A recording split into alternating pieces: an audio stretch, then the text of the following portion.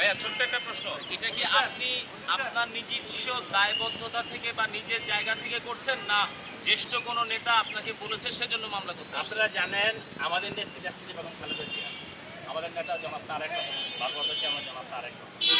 আমরা তাদের সংগঠন করি, রাজনীতি করি।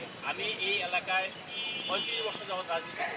কাজেই আমার তো একটা দায়বদ্ধতা থাকে। আমার নেত্রীকে কেউ হত্যা করবে, আমার নেতাকে কেউ গালি দিবে, আমার নেতার সম্বন্ধে কেউ কটূক্তি করবে, বা আমার নেতাকে কেউ অপমানজনক কথা বলবে, সেগুলো যেটা আমার তো একটা দায়বদ্ধতা থাকে। সেই আমার দায়বদ্ধ থেকে আমাদের ঢাকা 18 আসনে যে 7টি বিএনপি থানা আছে, সেই থানার নেতৃবৃন্দ, যেখানে সবাই যেখানে আছে, প্রতিটা থানা পিসি সাইডে আছে, তারা নিজেরাই ভোটকে পরামর্শ করে, পরামর্শ বলেছে যে না, আমাদের দেশটিতে বেগম খালেদা জিয়া যেহেতু এখানে হত্যার চেষ্টা হয়েছে উত্তরাতে রাজলক্ষ্মীর সামনে, এখানে আমাদের এই হত্যা মামলার বিচার আমরা এই গণতান্ত্রিক সরকারের কাছে আমরা দিব, এবং সেটা যাতে বিচার হয় সে কারণে